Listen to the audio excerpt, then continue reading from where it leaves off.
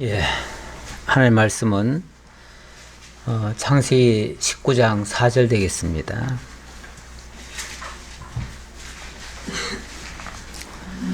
예, 19장 4절로 봉독하겠습니다. 그들이 눕기 전에 그 성 사람 곧 소돔 백성들이 노소를 막론하고 원근에서 다 모여 그 집을 에워싸고 롯을 부르고 그에게 이르되 오늘 밤에 내게 온 사람들이 어디 있느냐 이끌어내라 우리가 그들을 상관하리라. 우선 거기까지 봅시다. 하나님께서 아브라함에게 열국의 압이라는 뜻으로 아브라함이라고 하는 이름으로 바꿔주시고 그리고 할례까지 행했습니다. 그리고 내년 이맘때 아들이 태어날 것과 소돔성이 심판받게 된다는 사실을 알게 해 주었습니다. 어찌 보면 이런 내용은 굉장히 비밀에 속한 내용인데 하나님께서는 당신의 사랑하는 종에게 숨기지 않으시겠다고 자세하게 알려주십니다. 이 사실이 롯에게까지 전달이 되고 롯도 천사를 영접해서 구원에 참여하게 됩니다. 그런데 그 과정에서 몇 가지가 드러났는데요. 문제점들이 드러났는데 아브라함과 하나님의 대화 속에서 인간은 결코 의롭지 않다는 사실을 알게 되었습니다. 그럼에도 불구하고 하나님께서 롯을 구원하시는 것은 아브라함을 생각하사 그랬습니다. 아브라함을 생각하사 하나님이 아브라함에게 언약하시고 언약하신 그대로 이루어 주시기 위한 그러한 섭리였습니다. 그런데 그 아브라함을 거치지 않고 아브라함을 알지 못하고 아브라함을 믿지 아니하는 자들, 아브라함의 알려준 내용을 무시했던 자들, 농담으로 여겼던 자들, 이런 자들은 모두가 다 심판에 들어가게 되어집니다. 그리고 어쨌든 하나님께서 아브라함을 통해서 구원하시기로 한 자들은 구원을 해주십니다.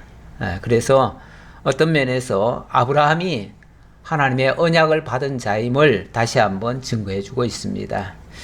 자, 이제 드디어 아브라함이 알려준 대로 소돔성에 있던 롯이 천사를 영접하고 대적까지 잘하고 그리고 이제 하룻밤을 지내게 됐습니다. 그런데 4절에 그들이 눕기 전에 그 성 사람 곧 소돔 백성들이 노소를 막론하고 원근에서 다 모여 그 집을 에워쌌다 그럽니다.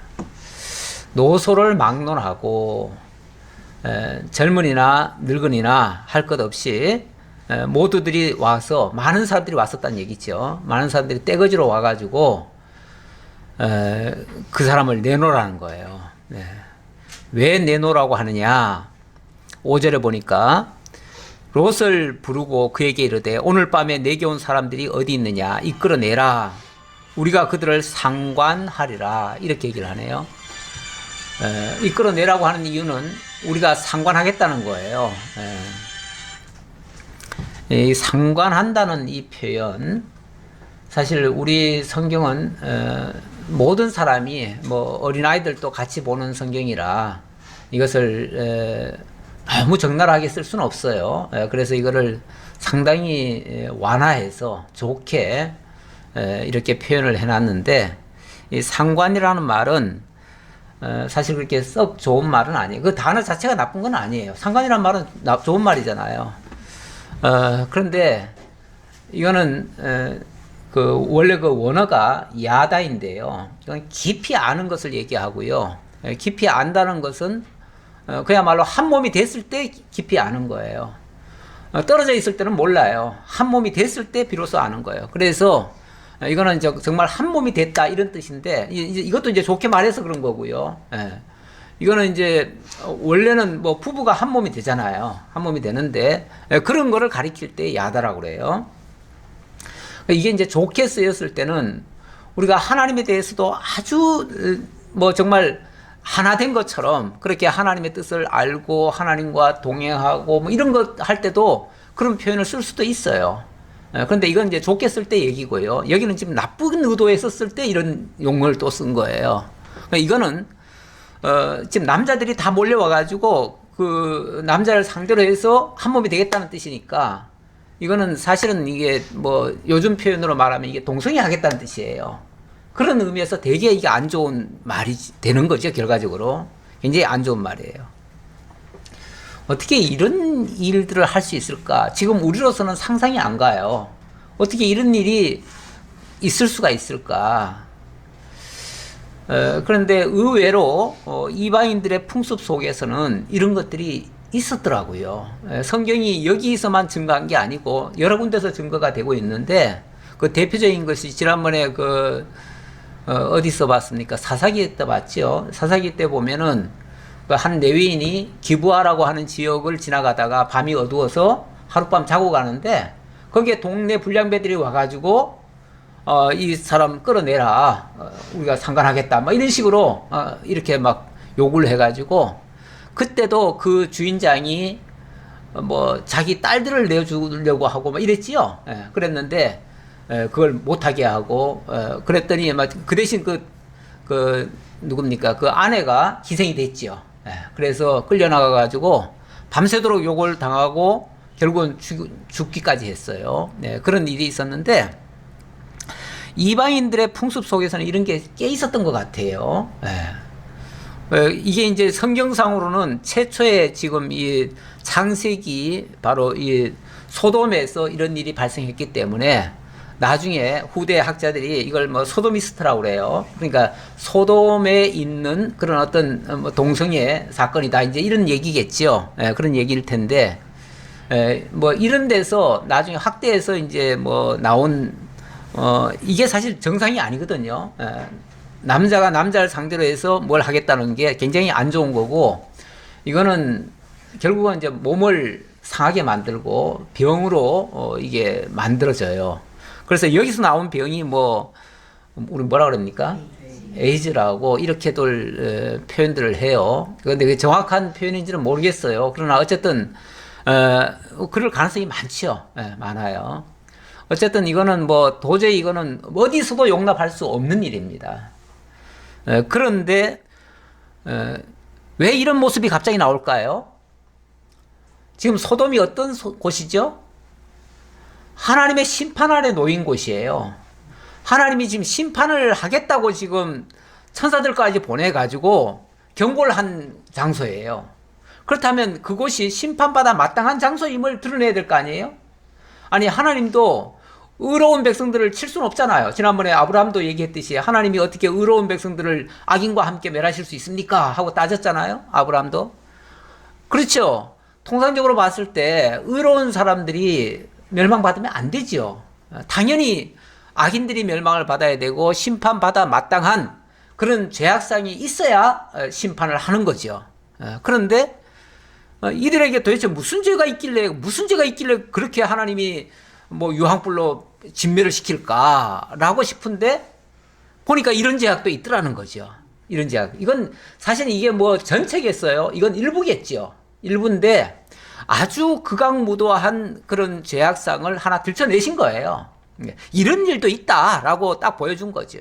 나머지는 뭐 거기에 다 따라오는 것이고 비슷한 것들이 유형이 수없이 많을 테니까 그거 일일이 다 열거할 수가 없어요. 그러니까 한마디로 뭐 하나님 모르는 건 당연하고 그냥 자기네들 소견에 오른 대로도 뭐 당연한 거고 그 이상 어디서도 용납할 수 없는 그런 죄악상들이 여기는 아주 만연돼 있었다.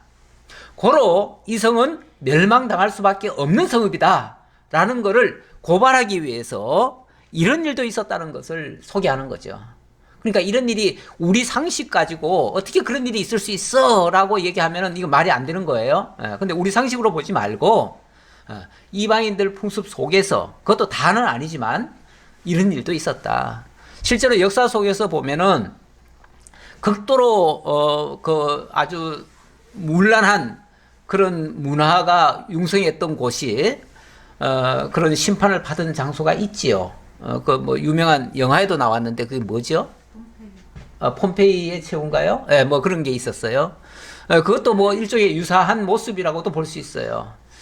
극도로 타락한 그런 세대에 하나님의 어떤 경종을 울리는 그런 모습이죠. 그런데 여기서 어쨌든 그런 일이 있었다라는 것이고요. 뭐 그들은 악인이니까 그렇다고 쳐요. 그렇다고 치는데 저는 더 놀라운 것은 롯의 대처 방법이에요. 롯이 하는 모습은 이거는 뭐 이방인들보다 훨씬 더 나는 더 나쁘다고 봐요. 예, 더 나쁘다고 봐요. 롯이 어떻게 반응을 하는가 봅시다. 롯이 문 밖에 무리에게로 나가서 뒤로 문을 닫고 이르되 청하노니 내 형제들아 이런 악을 행하지 말라. 참 훌륭하시네요. 참 인자하시고 그런 정말 폭도들을 향해서 뭐라고 그럽니까? 내 형제들아 아주 다정하게 이야기를 하네요. 그러면서 이런 악을 행하지 말라. 이거는 아주 안 좋은 일이다. 이런 안 좋은 일은 하지 말라. 그러면서 제안을 한 것이 뭐냐면 내게 남자를 가까이 하지 아니한 두 딸이 있노라. 청하건대 내가 그들을 너희에게로 이끌어 내리니 너희 눈에 좋을 대로 그들에게 행하고 이 사람들은 내 집에 들어왔은즉 이 사람들에게는 아무 일도 저지르지 말라. 아니 자기 딸을 지금 희생양으로 삼아가지고 그 천사들을 보호하겠다고 얘기를 합니다. 이 뭐가 거꾸로 된 거죠? 아니 천사들을 보호하겠다고 자기 딸을 희생을 시키겠다가? 물론 그 천사가 얼마나 귀중한 존재인가는 아마 들어서 알 거예요. 그만큼 보호의 가치가 있고 정말 중요한 분이고 그래서 절대로 건드려서는 안 된다. 이런 생각을 했겠지요. 당연히 했겠지만 그렇다고 해가지고 자기 딸을 희생을 시켜가면서까지 한다고요? 그것도 마치 아무렇지 않은 것처럼 너희들 눈에 좋을 대로 그들에게 행하고 너희들 마음대로 다 해도 돼. 괜찮아. 이게 지금 마음 좋은 겁니까? 사람이 마음이 좋은 거하고요. 바보 같은 짓 하는 거하고는 달라요. 때로는 우리가 정말 정의로운 것, 옳은 거를 할 때는요, 독하게도 표현할 수도 있어야 돼요. 원칙, 뭐, 우리가 뭐든지 말도 부드럽게 해야 되고, 우리 믿는 사람이니까 다 착하게만 해야 되고, 모든 사람을 다 선대해야 되고, 그러니까 절대 나쁜 말은 쓰면 안 되고, 뭐 이런 어떤 사고방식에서 말도 좋게 하고 이러는 거, 무조건 말 좋게 하는 게 좋은 게 아니에요. 사실은 악인을 향해서는요, 좋게만 하는 게 아니고요, 악인을 향해서는 따끔하게 잘못을 지적을 해줘야 돼요.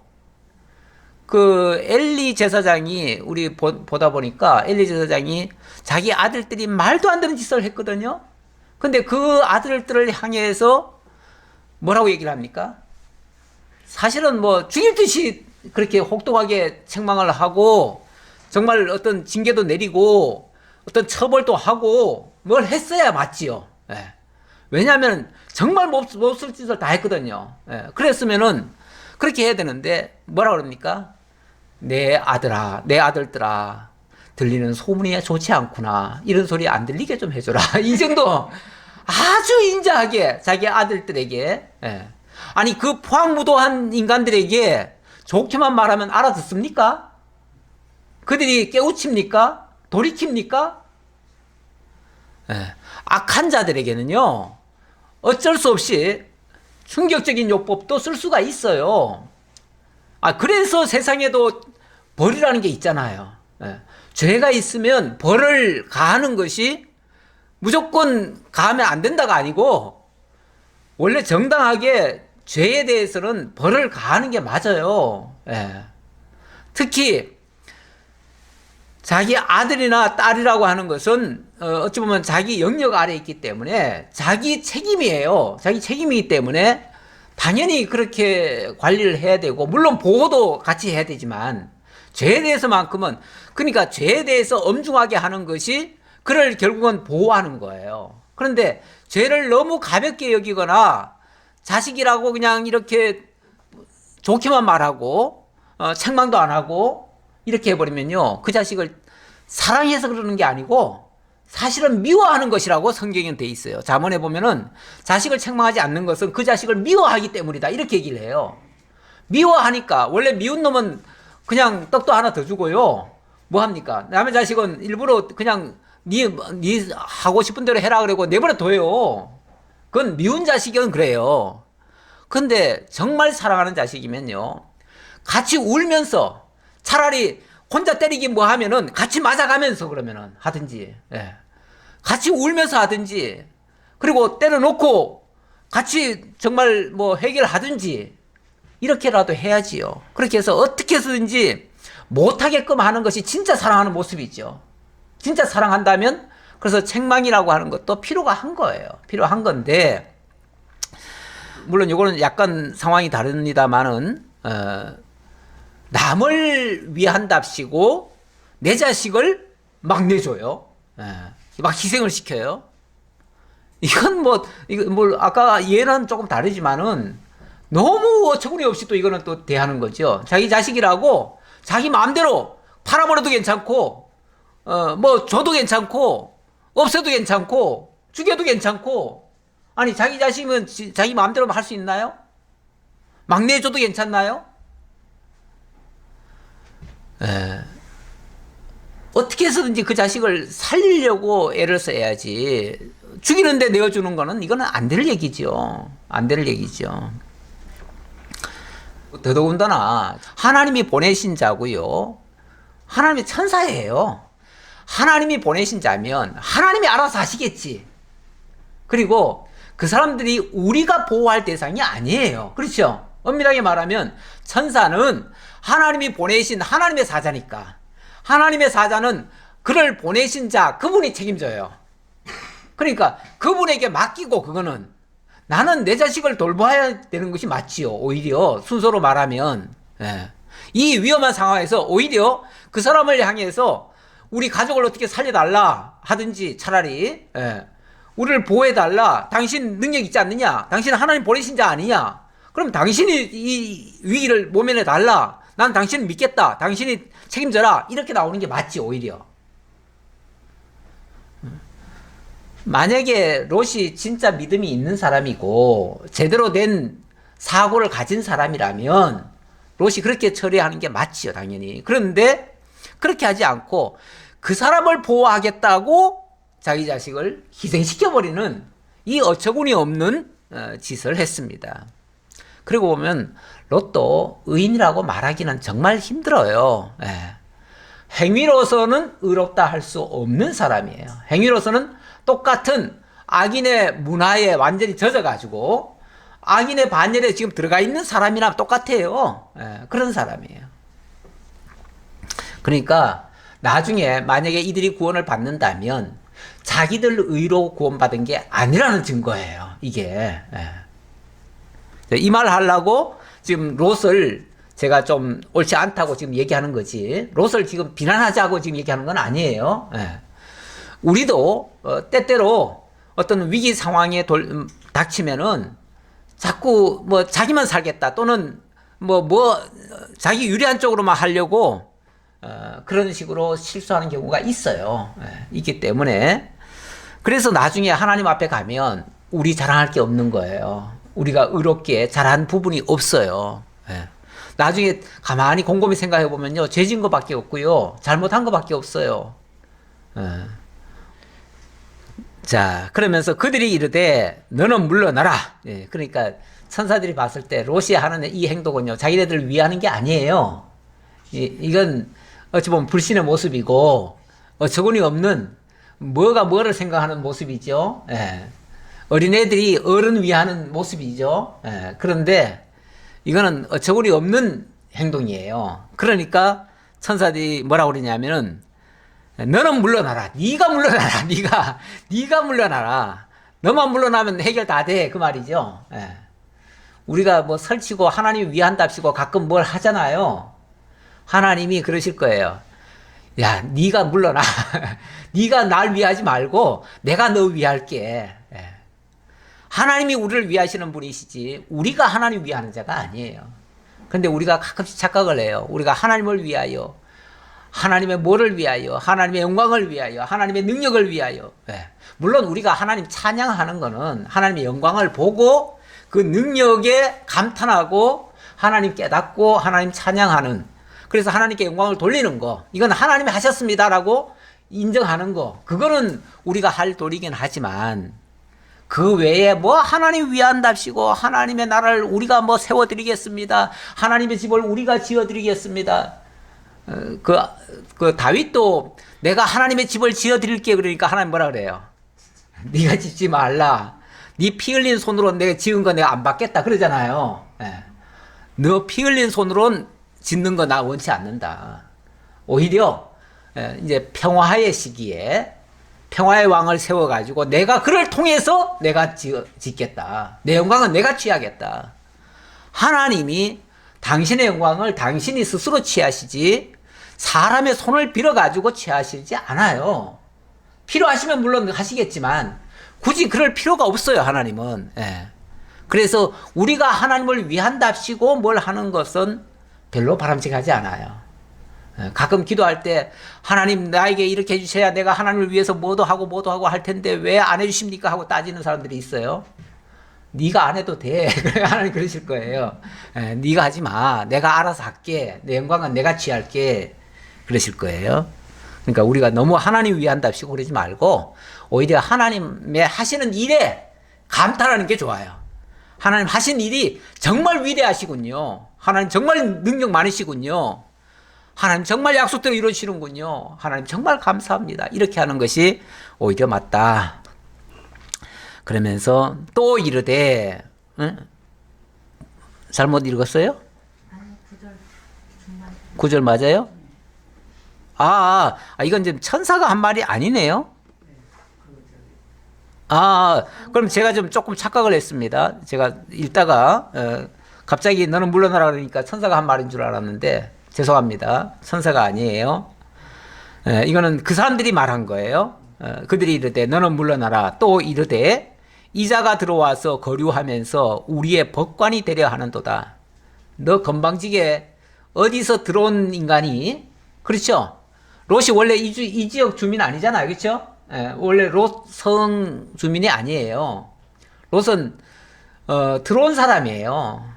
들어온 사람 주제에 어디서 우리의 법관이 되려 하는도다. 우리 위에 군림하고 우리를 가르치고 우리에게 뭘 옳으니 그르니, 아까 뭐 악한 일 하지 마라 그러니까 우리한테 뭐 판단하고 있어 우리를? 네가 뭔데 들어온 주제에, 이런 말이죠. 예. 이제 우리가 그들보다 너를 더 헤아리라 하고 롯을 밀치며 가까이 가서 그 문을 부수려고 하는지라. 그러니까 이제 너부터 한번 본보기로 보여줘야 되겠다.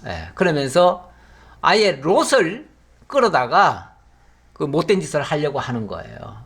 롯부터, 너부터 해야 되겠다. 그러는 거예요. 그랬더니 그 사람들이 손을 내밀어, 여기는 이게 이제 천사들 얘기예요. 천사들이 이제 손을 내밀어 롯을 집으로 끌어들이고 문을 닫고 문 밖에 무리를 대소를 막노라고 그 눈을 어둡게 하니 그들이 문을 찾느라고 헤매었더라. 그 천사들이, 롯은 어찌 보면 천사들도 그러죠. 야, 네가 나설 거 아니야. 네가 나서지 마. 그리고 안으로 끌어들여 버리고, 그리고는 문을 닫아 버리고 그들의 눈을 어둡게 해버렸다. 그 마을 사람들의 눈을 어둡게 해버렸다. 그러니까 그 사람들이 더 이상 못된 짓을 하고 싶어도 할 수가 없었다, 그 말이죠. 결국 하나님은 하나님이 스스로 자신을 보호하십니다. 천사도 마찬가지죠. 천사도 스스로를 보호하지요. 그러니까 인간이 하나님을 위해 한답시고 뭘 하는 것은 별로 바람직한 모습은 아니다라는 말씀 드리고요. 그 사람들이 롯에게 이르되 이 외에 내게 속한 자가 또 있느냐? 내 사위나 자녀나 성중에 내게 속한 자들을 다 성 밖으로 이끌어내라. 너에게 속한 자들이 여기 있는 사람들 말고 또 있느냐? 아무래도 그 당시에 그 사위나 뭐 몇몇 사람들은 아마 좀 떨어져 있었는지도 모르겠어요. 그런데 어쨌든 그들을 다 성 밖으로 이끌어내라. 이 성 안에 머물러 있다가는 다 죽는다. 그러니까 여기 있던 사람이든 이 안에 있는 사람이든 아니면은 네가 구하고자 하는 사람이든 전부 빨리 이끌고 이 성을 빨리 벗어나야 된다. 이 성은 지금 곧 진멸을 당할 것이다. 라고 하는 말이죠.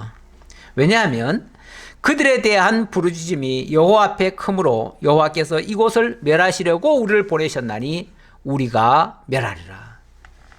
지금 그 특명을 받고 하나님께로부터 특명을 받고 지금 심판자로서 지금 온 거라는 거죠. 심판자로서 왔으니까 이제 지체할 시간이 없다. 그리고 그 죄악상을 이미 다 봤기 때문에 그 심판에 대한 정당성은 이미 확보했지요. 그러니까 이런 죄가 있기 때문에 심판할 수밖에 없다라고 하는 것을 똑똑히 그 천사들의 눈으로 보고 그리고 바로 심판을 가하는 거죠. 롯이 나가서 그 딸들과 결혼할 사위들에게 말하여 이르기를 여호와께서 이 성을 멸하실 터이니 너희는 일어나 이곳에서 떠나라 하되 그의 사위들은 농담으로 여겼더라. 아무래도 여기 사위들은 그 지역 사람일 거예요. 뭐 처음에 결혼해가지고 그 소돔성으로 들어간 게 아니고 소돔성에 들어갔다가 그 안에서 결혼을 시킨 것 같아요. 그러다 보니 결혼할 사람인가요? 결혼할 사람들. 그러니까 어쨌든 결혼을 할 사람도 뭐 어차피 지금 사위라고 표현했으니까. 그러니까 거기 있는 현지인이라는 얘기죠. 현지인이니까 아무래도 생각 자체가 그들과 똑같죠. 뭐 다를 게 없겠죠. 그러니까 이런 소리를 들었을 때에 이 소리가 진리로 진실로 받아들여지질 않지요. 그러니까 농담처럼 여겼다. 농담처럼 여겼다. 이게 지금 하나님의 말씀인데 하나님의 말씀을 농담처럼 여기는 거 이것도 굉장히 사실 위험한 일들입니다. 성경에서는 이 농을 절대 뭐 하지 못하도록 하지요. 하지 못하도록 해요. 에베소서 5장 4절에 보니까 이런 말씀이 있어요. 누추함과 어리석은 말이나 희롱의 말이 마땅치 아니하니 오히려 감사하는 말을 하라. 누추한 말, 아주 저질스러운 말, 그리고 어리석은 말, 정말 바보 같은 말, 희롱의 말이 이게 농담이에요. 농담. 이런 말은 정말 하나님의 사람 입에서는 나올 수 없는 말이라는 거죠. 그런데 가끔 보면은 강단에서 너무 농 같은 것들이 많이 쏟아져 나와요. 뭐 어느 목사님도 굉장히 지금 한국을 들썩들썩하게 하시는 목사님이 계셔요. 근데 그분이 그렇게 히트를 치게 된 동기 중에 하나가 성도들을 절대 안 졸게 한대요. 안 졸게 한대요. 성도들 졸게 하는 사람 많잖아요. 저도 가끔씩 졸게 하죠. 졸게 하는데 그래서 그 사람들이 하는 말은 성도들 졸게 해가지고 지옥 보낸다고 뭐 그런 식으로 얘기를 하는데 그게 이제 비난하려고 하는 소리인데 그러니까 어쨌든 졸지 않게 해야 된다. 졸지 않게 하려면 어떻게 해야 되는가? 가끔씩 농담을 던져줘야 되는 거죠. 한 번씩 욕설도 한번 터뜨려주고 그럼 빵빵 웃지요. 그러면서 재밌다고 다들 같이 웃고 그렇게 그냥 넘어가는데 사실 그게 하나님의 말씀을 전하는 자의 입에서는 나올 수 없는 일들입니다. 그래서는 안 되는 거예요. 원칙상. 물론 뭐 어쩌다가 이야기를 그냥 정상적으로 했는데 정말 재밌어서 같이 웃을 수는 있어요. 웃는 자체가 잘못됐다는 게 아니에요. 의도적으로 계획적으로 사람을 웃기려고 또는 놀리려고 사람을 그냥 휘어잡으려고 사람의 마음을 빼앗으려고 어떤 의도를 가지고 그런 식으로 하는 것은 굉장히 이건 악한 겁니다. 이건 아주 굉장히 불순한 행위예요. 하나님께서는 절대 이런 걸 금합니다. 그리고 원래 진리가 아닌 것을 전하거나 잘못된 것을 전하거나 거짓을 전하거나 뭐 속이거나 이런 자들은 원래 구약식 개념으로 말하면 죽이라고 돼 있어요. 죽이라고. 근데 뭐 신약에서는 죽이라는 표현은 없는데 그만큼 성경에서 금한다는 얘기예요. 하나님의 말씀은 왜냐하면 하나님의 말씀이 농으로 들려지면 안 되잖아요. 어떤 경우에도 하나님의 말씀이 진리로 받아들여져야 되고 아주 심각한 경각심을 가져야 되는데 그게 농으로 들려지면은 이거는 완전히 그건 전달의 효과가 없는 거죠. 예. 뭐든지 다 웃고 넘어가는 거죠, 그냥. 다. 아무리 심각해도 웃고 넘어가면 되겠어요? 예. 그런데 어쨌든 농으로 여겼다. 농으로 여기면은 구원에 참여하기는 어렵습니다. 예. 왜냐하면 그걸 진리로 받아들이지 않을 거니까요. 사실은 이게 이거 경고의 말이지만 이 경고의 말이 듣는 자에게는 이게 복음입니다, 사실. 이게 왜냐하면 살 수 있는 말씀이잖아요. 살려주는 말씀이에요. 이게 복음이에요. 근데 복음을 농담으로 받아들이니까 복음이 재앙이 되는 거죠. 저주가 되는 거죠. 그러니까 하나님의 말씀을 진리로 받아들이지 않으면은 누구든지 그게 재앙으로 바뀌어져요. 그러니까 이 복음의 원래 재앙적 요소도 있어요. 예. 정말 복도 있지만 저주도 있어요. 함께 있어요. 예. 그래서 그거를 정말 복으로 받아들이느냐 저주로 받느냐 그 사람의 태도에 따라서 달라져요. 전혀 달라요. 자, 동틀 때에 천사가 롯을 재촉하여 이르되 일어나 여기 있는 내 아내와 두 딸을 이끌어내라. 이 성의 죄악 중에 함께 멸망할까 하노라. 이제 동이 텄고 새날이 밝았어요. 이제는 드디어 디데이예요. 오늘이 심판의 날이에요. 쉽게 말하면 심판의 날인데 이제 더 이상 지체할 시간이 없다. 빨리 지금 빨리 나가야 된다. 어찌 보면 지금 내 아내와 두 딸도 이끌어내라 그랬는데 여기 이제 사위는 그 얘기를 안 치요. 왜냐면 사위는 이미 농담으로 여겼다고 하니까 이미 안 듣는 거로 인정을 하는 거죠. 그러니까 그러면은 그 듣는 사람이라도 빨리 이끌어내라 그 말이죠. 그래서 더 이상 지체할 수 없다. 더 이상 다른 사람 뭐 어떻게 불러들이고 할 시간적 여유도 없다 그 말이죠. 그러나 롯이 지체하매. 그러나 롯이 지체했다. 뭔가 아쉬움이 많지요. 뭔가 정리하려고 하면 뭔가 아쉬움이 많아요. 하나님이 부르셔도 잠깐만요. 이렇게 아직 뭐가 더 남았어요. 이것도 해야 되고 저것도 해야 되고 그런 것도 많지요. 우리들도 아마 하나님 지금 당장 부르시면은 좀 지체할 것 같아요. 지체할 사람이 많아요.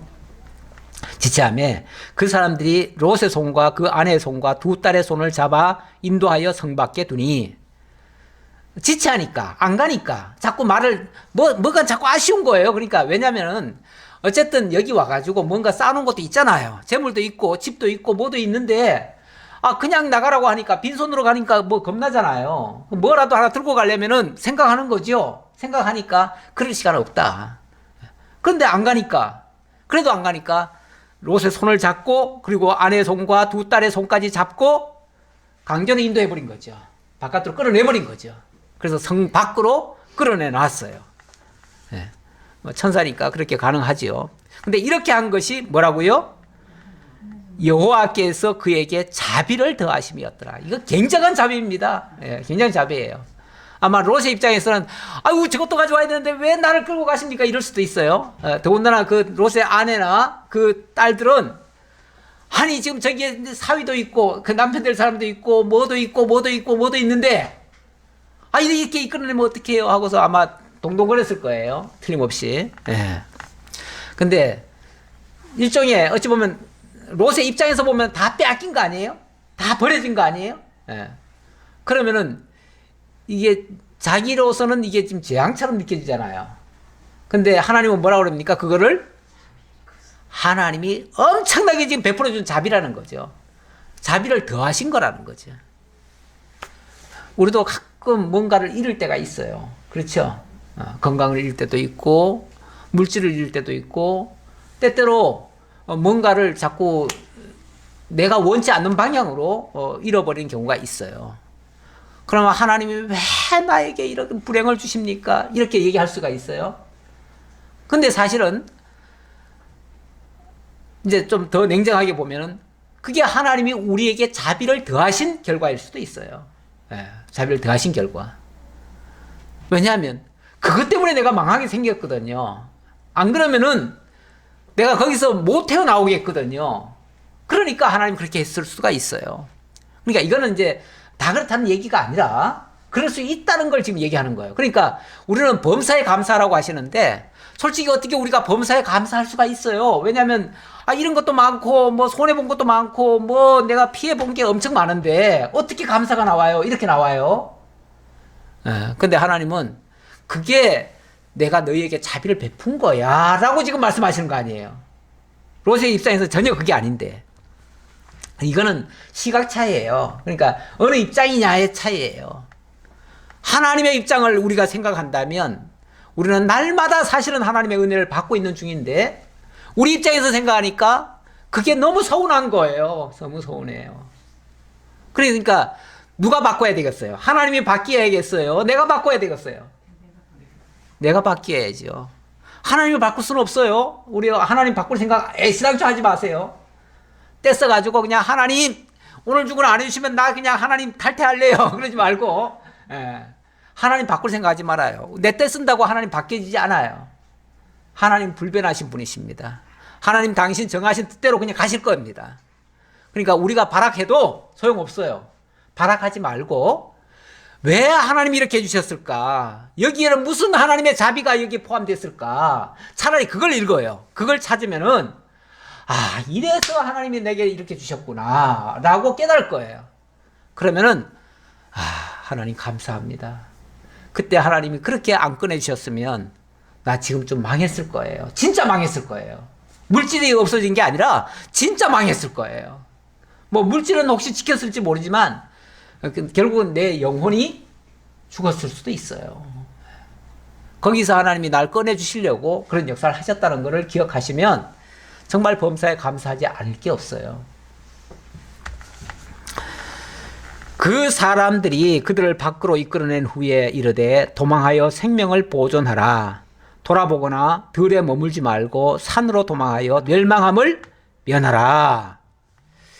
자, 지금부터가 중요해요. 지금부터. 자, 하나님이 이끌어내놨어요. 그러니까 지금부터 뭐 해야 돼요? 지체하지 말고 빨리 저 산으로 도망가라. 도망가는데 돌아보지도 말고 들에 머물지도 말고 산으로만 가라. 푯대를 향해서 달려가라. 저기가 푯대다. 쉽게 말하면 저기가 정해놓은 너의 갈 곳이다. 거기 가야 산다. 그러니까 뒤도 돌아보지 말고 거기 머물지도 말고 뭐 지체하지도 말고 무조건 달려가라. 이렇게 얘기를 했어요. 사실 우리에게도 하나님께서 푯대를 주시죠. 방향을 제시하셔요. 그래서 이렇게 가라. 이쪽이 옳은 길이다. 이게 진리의 길이야. 라고 알려주시죠.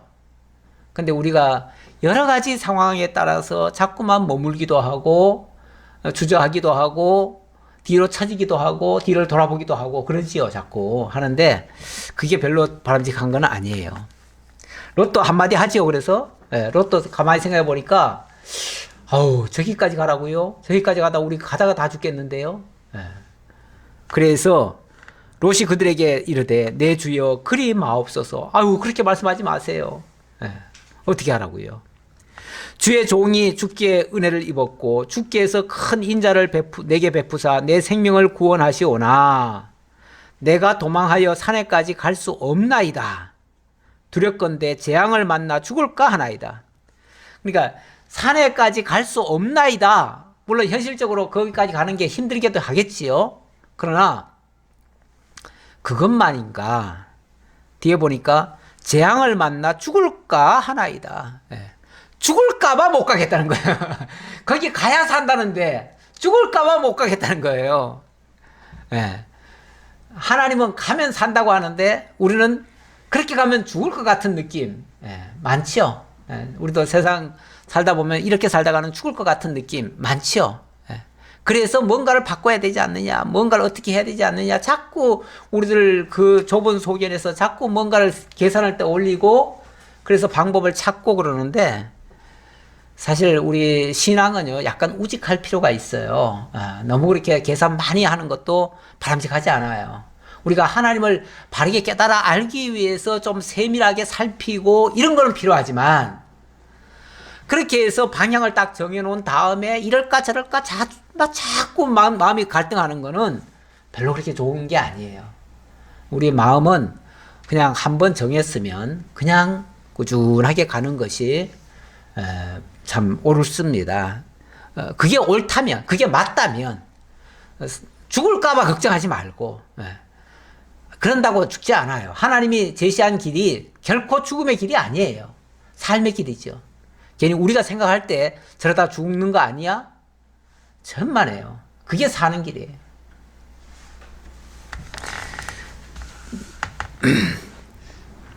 보소서, 저 성읍은 도망하기에 가깝고 작기도 하오니 나를 그곳으로 도망하게 하소서. 이는 작은 성읍이 아니니까 내 생명이 보존되리이다. 그러면서 또 제시를 합니다. 무슨 제시를 하냐면, 저 산까지는 너무 힘들고요. 지금 저쪽에 보니까 작은 마을이 하나 있네요. 작은 성읍이 하나 있네요. 그 성읍으로 가서 거기서 어떻게 좀 터잡고 살게 해주세요. 결국 이 사람의 바람은 뭐였지요? 산에 가면 뭐 먹고 사나 그러는 거죠. 산에 가면 뭐 먹고 사나, 사는 걱정하는 거예요. 그런데 저 성에 들어가면은 그래도 거기는 뭐 마을이 형성돼 있을 테고, 거기 가면 크게 어렵지 않게 그냥 이사 가는 정도니까 거기 가면은 편리하게 살 수 있지 않겠느냐, 이 정도 계산인 거죠. 그러니까 자기 계산을 앞세운 거죠. 그러면서 어쨌든 저기는 너무 거리도 멀고 가다가 죽을 것도 같고 뭐 여러 가지 지금 얘기를 하는 거죠. 그러면서 나를 이곳으로 가면 안 되겠습니까?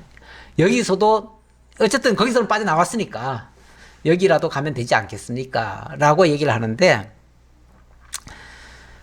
그가 그에게 이르되 내가 이 일에도 내 소원을 들었은즉 네가 말하는 그 성읍을 멸하지 아니하리니 그리로 속히 도망하라.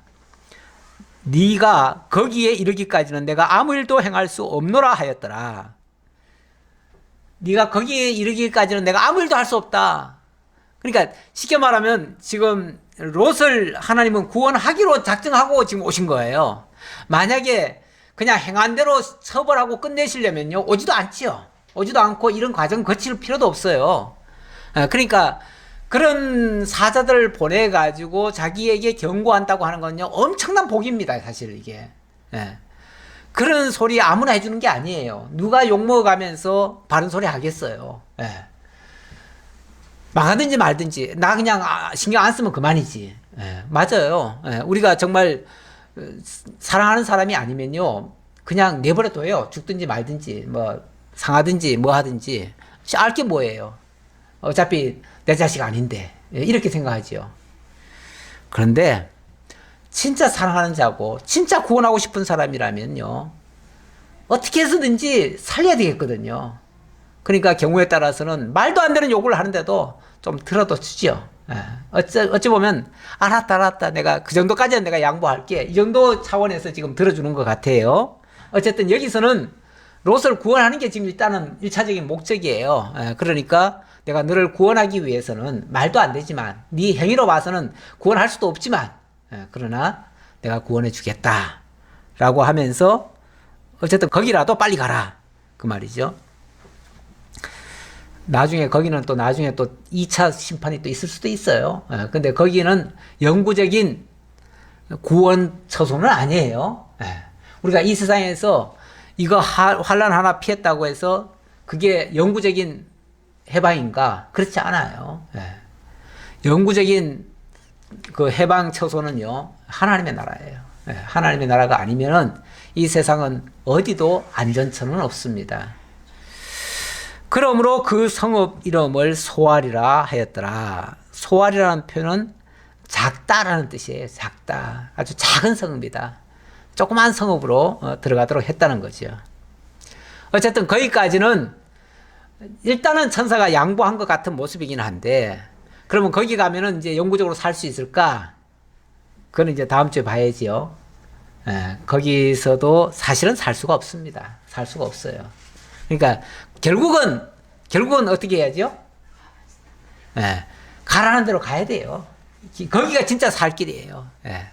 그거는 이제 오늘 시간상 거기까지는 못 하겠고요. 우리 하나님께서 이렇게 어쨌든 그래도 롯은 구원하기로 작정하신 자예요. 그러다 보니까 여러 가지 미흡함이 많음에도 불구하고 그를 구원해 주십니다. 구원해 주시는데 오늘 너무 진도가 못 나가서 거기까지는 못했는데 29절에 보면 하나님이 아브라함을 생각하사 롯을 그 엎으시는 중에서 보내셨더라 이렇게 나오네요. 아브라함을 생각하사, 사실은 이 모든 구원의 역사가 아브라함을 생각하사입니다. 사실 오늘 굉장히 그 강조점 두고 싶었던 장면은 이 아브라함을 생각하사인데, 아브라함을 생각했다고 하는 것은 지금 이 모든 역사가 단순히 하나님과 소돔성과의 관계가 아니라 하나님과 아브라함과의 관계 속에서의 소돔성 사건이에요. 그러니까 하나님이 아브라함에게 무슨 약속을 하셨죠? 열국의 아버지가 되게 하겠다 그랬어요. 열국의 아버지가 되게 하려니까 모든 열국이 아브라함의 수하에 들어와야 돼요. 아브라함에 의해서 망하기도 하고 흥하기도 하고 아브라함의 통치 아래 들어와야 맞는 거예요. 그래서 아브라함의 인도를 받으면 구원을 받고 아브라함을 거부하면 결국은 하나님의 대적자가 되는 거예요. 이렇게 만드시는 역사를 하시는 가운데 첫 번째로 이 소돔성이 타켓이 된 거예요. 그러니까 소돔성도 어찌 보면 아브라함 영향력 아래에 있는 거예요. 사실 지난번에 이미 한 차례 그 망했던 나라죠. 망했던 나라를 아브라함이 살려놨었어요. 근데 정신 못 차리고 계속 못된 짓 하다가 결국은 완전히 이제 멸망으로 지금 나라가 떨어지는 거죠. 떨어지는데 그 가운데서 롯이 그곳이 살기 좋다고 들어갔는데 사실은 거기서 이끌어내시는 거죠. 그러니까 그 잘못된 길로 가면요, 하나님은 기어코 끌어내십니다. 끌어내셔요. 잘못된 길이 자기가 판단해서 옳다고 생각했다고 해서 그게 계속 옳다고 생각하는 것은 큰 착각입니다. 하나님이 여러 가지 어려운 일을 통해서 그렇게 하시면은 하나님의 뜻을 찾는 것이 지혜자예요.